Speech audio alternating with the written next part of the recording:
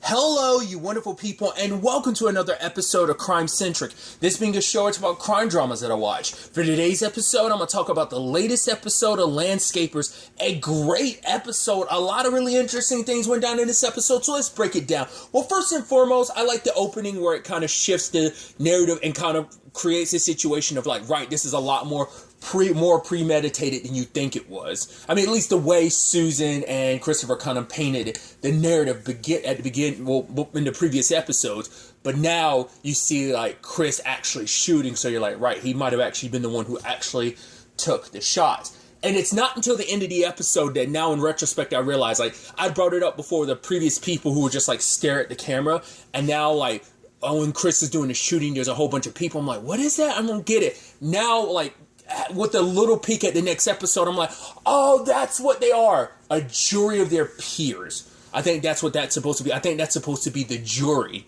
I was like, right. So that's what that is. Because we see it throughout the, like I said, you see it in the first episode, you see it in the second episode, someone just looking to the camera, because it's like, right, they're being recapped everything when like Susan and Christopher were in court. I was like, right, I think that's what that's supposed to be. I was like, that would make the most sense. I was like, I didn't get what that was. Like, even from an artistic standpoint, I'm like, what does that represent? It's like, okay, it's just like they kind of like, how they've like represented everything on camera, how they kind of like break the fourth wall a little bit. That was kind of them doing that early on. And so I was like, right. That was really interesting. A thing that I thought was really neat was Wilkie going to visit Tabitha, and we get some background information about Christopher, about the fact is that, you know, she talks about the fact that like her and Christopher never really had like that much of a relationship. Like they were never like necessarily particularly close like he was with his mom and his brother, who it seems like they died way before they should have. You know, it seems like it's very unexpected that they would die. But that she paints the narrative that Christopher was the very, like, he had a borderline hero complex. The fact is he felt the need to save everyone. It's like, right, he was kind of there for his mom and David, who had their own respective issues, and he was always trying to save them. Is kind of the narrative that she was kind of spinning. And she talked about, like, when his, I want to say it was when David died, like, she's like, I'd never seen a grown man weep like that. She was like, it was actually the first time I'd ever held him. And like, yes, he's bigger than me, but in that moment, he seemed so small. Because she initially was like, oh yeah, this isn't my story to tell. So I guess she was kind of leaving up to Wilkie Lansing to kind of weave in, like, you know, to figure things out for themselves, to kind of look into it. Because she's like, right, it's not my story to tell. So you kind of should go off and figure it out in your own way. I don't think we got a clear picture of what happened to Christopher's mom and brother, but I think what it stems from is that maybe like his mom did everything to constantly help his brother, and that ended up costing her, especially because that narrative of like Lansing talked about like, I know that was more so about Susan, but I was wondering if that was supposed to be indicative. I guess it's like his relationship with trying to be there for his brother and mother, and like his need to like go above and beyond for Susan was a little bit of that. Like, I don't know if hero complex would necessarily be the right thing, but for him, I think it could still fit, but I feel like it's almost too strong of a term to be applicable in this regard. But still, those are some great scenes with Christopher where he's just Can we also kind of get a different perspective on the relationship? I mean, first and foremost, there's that opening scene where they're laying in the bed and the bodies are underneath the bed, and she's sleeping soundly, but Christopher's like wide awake. So I think that's supposed to be kind of indicative of things. I mean, he's the worrying type, that he's the one trying to figure out how everything's going to be okay. I think that's supposed to be her parents. I was about to say, like, I don't think that's supposed to be David and his mom. I don't think so. I think that's supposed to be, like, both of Susan's parents. I think that's supposed to be after the act, and he just can't sleep, but she's sleeping soundly because she feels okay, but he's got the weight of everything on him because it does seem like it is him, and he's the one that literally pulled the trigger in this situation. I mean, at least it seems indicative of that right now, but because this all plays with the notion, because even Wilkie had brought it up to Tabitha, but like, right, the term fragile. It's like, right, and that was why Tabitha was kind of saying, like, it's almost like a continuous thing in Christopher's life, that he's always finding people who are fragile that he kind of has to save. I think they did a really good job too, like you getting the police perspective on things too, when it's kind of like, like Wilkie's like running through the narrative, and then Collins is kind of like, right, and we believe that their story is, and everyone's like, bullshit, because it's like, right, we're going to pick apart this story to get enough evidence so that CPS will actually jump on this, so that we can like discredit their story. And so, like I said, Lansing, and I think I kept saying Lansing, I think it's Lansing. I think I've been saying that the previous episode, but her and Wilkie like get to work this episode, because they extend enough rope for basically Christopher and Susan to hang themselves respectively in each of their encounters with them. But Christopher in particular, once again, he's always shifting and changing the narrative to some extent, because it turns out like Susan's spending on stuff. He ended up, I like that parallel of like, right, just like when the cops are bringing it up, it's like, oh yeah, here's all this stuff, you're into all these movies and stuff like that, which I thought was really interesting how they created that. He's like, oh no, these were actually worth something, but she's like, no, like this is what we in the business would call a huge pile of tat. Which I'm like, oh, I've never heard that terminology before, like tat. So I guess it's supposed to be like maybe supposed to be like a cross between shit and rubbish. Maybe it's like a not as vulgar word as tat, but stronger than rubbish. Maybe that's what that's supposed to be. It's probably just like maybe like British slang in general. Like I said, like that kind of that middle ground between the two of those words, but still.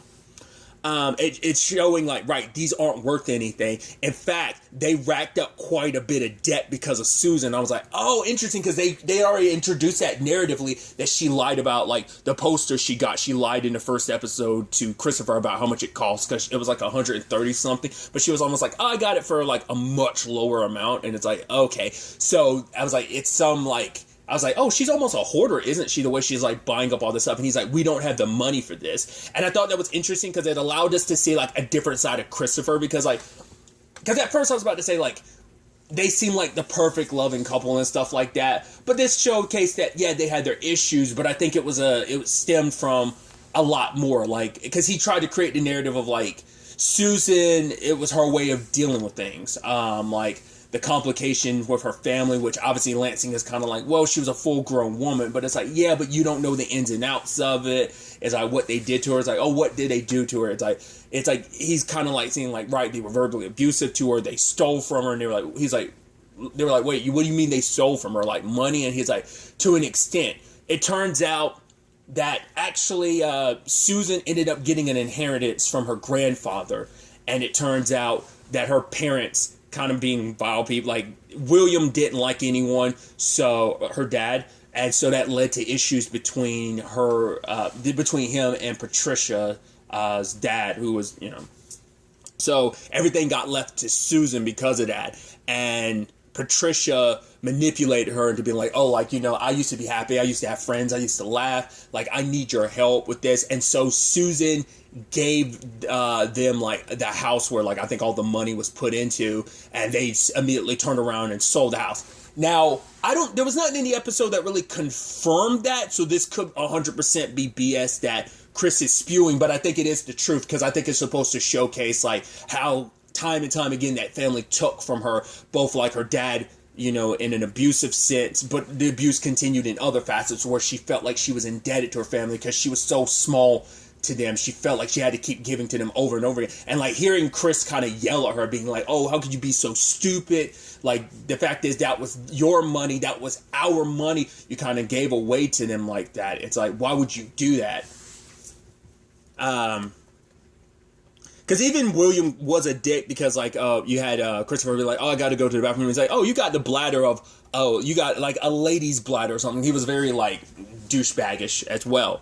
Because present day we had found out what really started being their downfall, and they talk about this at the end, like real life wise, is that they were pretending like Patricia and William were still alive, but when it was like William's 100th birthday, the people sending out the checks are like, we should actually have a face-to-face meeting, which that was one of those instances of Christopher being like, you shouldn't have kept this from me. Why did you do that? Why we're making it seem like they're living with us and he can't necessarily come. He's not actually living with us, is he, Susan? So it's like, right. Once again, that was also something Tabitha talked about, Christopher being the smart one. Like, the fact is he just never had the motivation. Like, he never kind of put forth, like, the effort like he should. Like, he is kind of smart. And once again, even she kind of implied like he had some hubris, thinking he was the smartest person in the room. That's why he's not having any counsel. His hubris got the best of him. He's like, nah, I got this all figured out. I've had years to like get my story straight and everything. But that's why I'm like, why wouldn't you be on the same page with Susan? Because he's like, no, Susan needs to be taken care of. A solicitor will like tell her to shut her mouth and stuff like that. I'll do all the talking. But it's like, right, he's not as smart as he thought he was, because he didn't think about all the angles they could attack this from. He thought he had it all figured out, and this house of cards has come crumbling down. So, but obviously, like, Christopher's trying to make it seem like, oh, a lot of these little things didn't bother him. Like, I think it was just a culmination of just like what potentially Susan went through, like, from like her father's abuse to all this kind of eventually racking up and being like, right, Christopher feeling the need to save her, especially when Lansing and Wilkie present the box to him, and it's all this photo stuff. It's like, right, here's a picture of you and Susan at your wedding, and oh, that's Susan's mom, but where's her dad? Oh yeah, William didn't go because he didn't approve of me marrying his daughter. It's like, oh, that must have hurt. It's like, a little bit, but not really. I didn't think much of it. And then it's like, right, here's a picture of you, your brother, and your mother. And like I said, Lansing talked about like her dad like has his drinking issues, and my mom, like, it's like, it was, or was it the other way around? Like, one of her parents drinks a lot, and the other kind of dedicates everything to try and saving them. And I love Christopher being like, I wasn't trying to save my mother or my brother. I loved him. Just like Susan, that's all I'm doing is I'm loving her, trying to say like everything he does is just purely for the fact that he's loving her. I'm not trying to be like, oh, I'm trying to be like Mr. White Knight trying to save her. I'm just trying to love her, and loving her is being there to try and protect her. In whatever way that he can. Especially because he contradicts things. Because I love that, like, before, like, Wilkie had pulled out the box and they were waiting for the moment. And on the other side, Collings was kind of like, here we go. Like, all right, hit him with the hammer. But especially because Christopher contradicted Susan's story. He was like, right, she would never touch a gun. I'm like, oh, that's the problem. It's like, because they can't talk. Like, of course the cops wouldn't let you get time to get your story straight. But it's like, once again, they got caught up in the spiral of everything, like pushing the narrative in certain directions so that Christopher would end up like spilling the beans on certain things. But he's making it seem like, no, she could never do it. She would never be able to do it because she's afraid of guns. He's like, yes, I know how this is going to look, but yes, I own guns, but we got rid of them years ago. And everyone on the other side of the glass is celebrating, like, yeah, we got them. Because it also contradicts what Susan said about her picking up the gun after her mom dropped it, which obviously, like, why would you do that? That was kind of the whole lie. And now it's like, oh, now Christopher's also saying you would never pick up the gun. You would never, because the thing showcases, like, the way they were shot, both parents had to be shot by the same person. So it's indicative, like, this isn't just some light sentencing that they were going to put. No, he was going to get like a year. Susan was always going to get like, 5 to 8 or something like that. But, well, I think it was more like 7 or 8. But now it's going to turn into a full-blown, straight-up murder. Because before it was manslaughter, now it's being escalated to murder. And I thought what's interesting, too, because Susan talks to Douglas a little bit, because he wants to try and ease her mind. He's like, oh, we can play cards. He's like, I don't have any cards. And he's like, oh, we can talk. But he's like, yeah, I'm sure I'm supposed to be getting your mind off of things. She's like, tell me about yourself, And he's like, I don't. She's like, he's like, right. He's like, I know it's kind of cliche, but my dad wasn't really in my life. It's like, your mom? I love my mom. You got a significant other? You're married? He's like, no, I have a girlfriend. And he's like, I hope that the way she eventually talks, I hope to know that she ever talks about me the way you talk about Christopher. She's like, that's real, And he was envious of that because of how much she loves Christopher. It was even really sweet, like the little videotapes they did for the dating agency, and it's like, I was like, oh, that's really sweet, just seeing it, Like, I was like, it's actually really adorable, because it's like, oh, like, I forgot what the question the interviewer had asked her. Was it like, who you are, what do you want to be, or something like that? She's like, oh, wow, you actually kind of caught me on guard. I didn't really know I wasn't expecting such a deep question. I thought that was kind of like, that whole scene was really like neat. But when the time came for Susan to start talking, it's like, right, we're setting this up. It was Christopher. There's only ever been one weekend. There was no like, oh, you were there, and then it's like, no, you were plotting together on how to get rid of the bodies. Christopher came with you that first trip, that only weekend, and killed them, didn't he? And she's like, no, that's not the case. And once again, how they portray this thing is so damn good. How they break the fourth wall and we back up from like, because the moment the set got pulled apart, I was like, oh, they're doing the thing of like, I thought it was gonna be like, right, it's gonna pull apart and restructure. It's like, no, we didn't go above and beyond like that. It's like, right, we revealed this to be a set, and Lansing moves us along to another set. But it's like, right, she's creating the narrative, and like Susan's on the bandwagon of like following her. It's like, no, we don't. Like Douglas is like, Susan, we don't have to follow, and she follows her, and she's creating this thing. And like I said, I love how fourth wall breaking is. I love how they structure that. It's like, all right, how are you? And William's like, oh, should I put the thing in? And she's like, no, you're good. And it's like, oh, she's such a. It's like, oh, you two look good. You look better than the last time I saw you. And Patricia was like, she's funny. And I'm like, I love how they constructed that. And it's like, okay, cool. Cues the sign, and then Susan walks in. She's like, no, this isn't how. Like I said, it's like fourth wall breaky, and it's like, oh, William, and then Christopher shakes his hand. He's like, oh, why are you squeezing my hand so hard? And then they move on to like the next set. It's like, no, that's not what happened. And then we get into the bedroom. It's like, and goes over to like William. Is like, oh, William, can't you get up, sir? And he's like, oh yeah, sure. And ends up laying down on the bed. And it's like, right, more likely you guys were shot in bed. And it's like, hands Christopher the gun. He's spinning it, kind of playing with it a little bit. Susan's like, no, this isn't what happened. And then Christopher, pop. You know?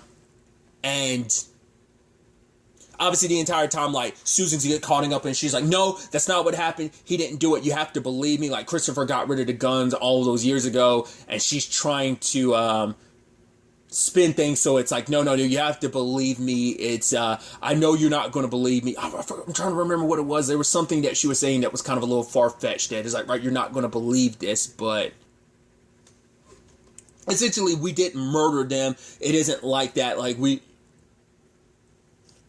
didn't have the guns. We actually threw them away years ago. That the only one who actually had the gun was my dad. He had a whole bunch of them, but we got rid of them because we didn't want them in the house and stuff like that. It's like, no, you have to believe. And Douglas is like, do you want to take 5 minutes? She's like, what would that do? It's like, oh, and and then like legitimately, I was like, that last chunk of the episode actually broke my heart. Like, seeing her breaking down like that, I was like, oh, she's good.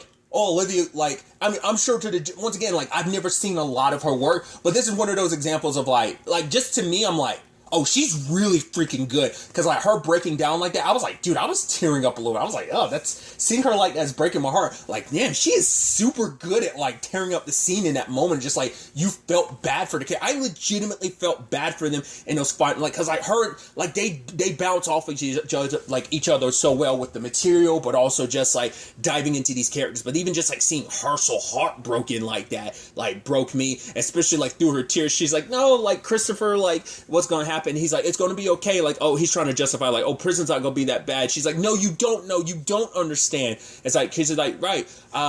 He admits, like, right, this case it seems like it might have been his first big case. And she's like, why didn't you actually do anything? Like, why'd you just let that happen? He was like, no, I'm sorry. Like, he tried to stop her, but he wasn't as forceful as he should have been. Like, Susan, stop talking. Like, he wasn't as forceful as he should have been. Because he's also like, right, I think it's because he was kind of thrown into this because Susan didn't tell him everything. He was like, no, like, why would I tell you everything, like, about the house, about the money? Because now it seems like, right, the money afterwards seems to be the main motivator for why you committed this murder. Was like, you took all that money and you pretended that they were alive so that you could continue to get more money. And once again, maybe it was legitimately some psychological way for Susan collecting all that stuff. Maybe it was her, like, safety, so she kept spending money on stuff because she needed to feel okay, because she was, in a sense, I guess, like, with everything, the trauma associated with the family plus the actual act itself, like,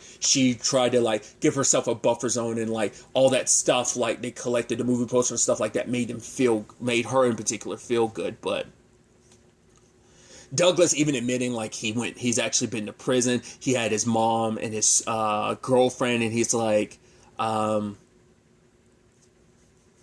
he was like, so it's the same kind of like, he knows how she feels, but she's like, no, you don't. Like, Christopher is all I have, like, and I'm going to be all alone. Like, he's the only person I love. He's all I have. It's like, yeah, like, she's got her, like, he's her everything. If she doesn't have him, it all kind of falls apart. Like, she has nothing without him, you know? So, like, that's the sad thing of like how codependent that relationship is. They kind of feed each other's codependency, his need to kind of be there and to save someone, even though he says not. But it's like, to him, it's like, oh, it's not saving her, it's loving her. And for her, it's like, he's her everything. And she's like, oh, stupid Chris, because the fact is, he's the one that was talking the entire time. So he let things kind of spiral out like this. But then we kind of rewind a little bit to like an earlier point with them. And they were on the couch, and I thought it was beautiful because she's like, right, when mom and dad were arguing and I just needed to kind of get away from them in general, he'd be like, she'd go and that like go like talk to a horse, and she's like, oh, like I'd call that horse Susan, like, oh, hi Susan, how was your day, Susan? And then she'd get back home and she'd look at the couch and she'd pretend like the wall was the sky, and she imagined a tiny little Susan, the horse, galloping forever and ever on the empty, dusty plains, and just, it was this freeingness. And she imagined like Christopher with her, like, yeah, we're riding forever. And it's like, oh, what happens next? He's no, we just ride. He's like, well, I don't know how to ride a horse, but he's like, but, you know, I will try it, you know, and learn. And I'm like, once again, it's like those moments like that are so sweet. Like, legitimately, it was breaking my heart. And I was like, oh, like, I had to shift on Christopher for a bit, but then, like, we got that bit at the end there, and I was like, honestly, like, I'm feeling it again. I'm like, there is actually, like I said, there's still, like, at first I was pulling away, like, oh, maybe it's not the love story I thought it was, but I think with any love story, there comes a complication. So every relationship has its ups and downs, its complications, but I think, at the very least, where it was at one point in time, I think there was love in everything between them, you know? And I thought it was interesting because they're celebrating afterwards of like, yeah, we got them. Now it's just like up to the lawyers. Obviously, they're paid to kind of like screw the pooch on this. But Lance seemed like at first she was actually kind of like, she was kind of celebratory, and then she kind of looked down. I was like, oh, is she actually feeling bad for them? But it's like, maybe on some level, but it kind of brought a lot of stuff to the surface to the point she called her dad afterwards. And she was like, hey, he was like, oh, this is actually quite a surprise. You know, calling her, I guess the nickname she has is like Ducky. And that was really sweet in its own right. I'm like, dude, this episode was like some like heavy emotions, like especially like that ending chunk, just kind of like, I don't know, it did something to me. I was like, man, that's wild. But like I was saying, I did catch a teeny hint of the preview because I wanted to make sure. And yes, the next episode is a finale. It's like, I got to remember, this is a British show. So like, of course, it's not going to be long. Like, because like I said, in my head, I'm thinking like it's an HBO original. But like I said, it's simultaneously casting. And like, if it's not all, I think it's already all out in the UK. Like, I think here, we're just, you know, stuff will air sometimes in the UK like earlier before we actually get it. Like, another HBO show would be like 30 Coins. That had already aired well in advance before it started airing on HBO Max. That was HBO Max, or was it HBO? Was it both? I don't remember now. I ended up watching on HBO Max regardless, but still. Tangents aside, the fact that the point I was making was like that had already aired, so I think this had already aired in its completion, and it's only 4 episodes, so it's originally a British show, so it's structured like that. And I guess like, yeah, that's all there is to the story. And like the next episode is the actual courtroom situation, which, like I said, I think kind of explains to me why those random people are just like staring into the screen and stuff like that sometimes. There was also that Gerard Purdue thing. I'm like, now in retrospect, I'm like, when that came up, I was like, was that a lie? Because she actually wrote to Gerard because it's like, oh, I'm a big fan of you. But at that time, like, David had just died, and Christopher was a wreck, and she wanted to do whatever she could to help him. So she wrote to Gerard, and whether he actually wrote back, and at that moment I'm like, he didn't actually write back, dude, because like Christopher's like, wow, Gerard, he's a big movie star, and like he's a big star, like he would actually take time to like write to people like us. At that moment I was like, I think Susan wrote those letters to make him feel better. Maybe Gerard did actually write to them, but I'm like, now I kept wondering whether that was going to be a lie. Like, I thought he did it for her sake. I think in the grand scheme of things, she did it for his. Like, that might not be something, maybe that's something he never knew the entire time of, like, either he knew the truth and was like, oh, but I appreciate the sentiment, so I'm going along with it. Or it's like, legitimately, he doesn't know that she's been doing that the entire time. She's been keeping up this pseudo friendship that they've had. So I think it's interesting, and I think this speaks volumes of like, right, where you get into the fictional aspect of it. Like a lot of stuff that was brought up this episode wasn't necessarily in like the true story. But once again, Susan and Christopher, even to this day, still proclaim their innocence, the real Christopher and Susan. But when it's all said and done, I think a lot of stuff that was brought up in this episode wasn't there at the very ending when we're getting the real life stuff. So I think a lot of that is like, oh, them taking the story and doing their own thing. Once again, it's like, this is a story. It's based on a true story in certain regards, but based on doesn't mean like, oh, it's a one for one. It's like, no, you got to do narrative stuff to make the story compelling and, and fill in certain gaps. And yeah, maybe a lot of this was true to some of the stuff that Susan and Christopher said, but, because it did seem like, right, they did lie about a lot of stuff, so this could have been some lies. Like, I'm sure there's public record about some of the stuff that they proclaimed at the time, So, I think they even touched on the, like, potential, like, Susan being abused by her dad and stuff like that. I think they, like, weaved that in from, like, last episode, too, like, in the real-life case as well, but obviously, we know the end result, but it's the journey there. Like, we know they already got convicted real life-wise, but it's about getting that next episode. And I'm excited to see just the conclusion to this. Once again, it's still kind of it blows my mind a little bit. It's like, man, it's kind of crazy that I haven't watched something this short in a long time. Like, the last short show I watched was probably the UK being human. Because that's only like a couple episodes per season itself, like that, and like so some that's probably like the last short thing I ever watched of that nature. But still, like I said, I'm excited to see how it all plays out. Even though, like I said, the end result, but still, the crescendo of the final act and the courtroom situation itself, but still. But really, that's all I'm going to talk about. So the next time we meet, be happy, be safe, live life to the fullest, and enjoy it. Good day, and goodbye.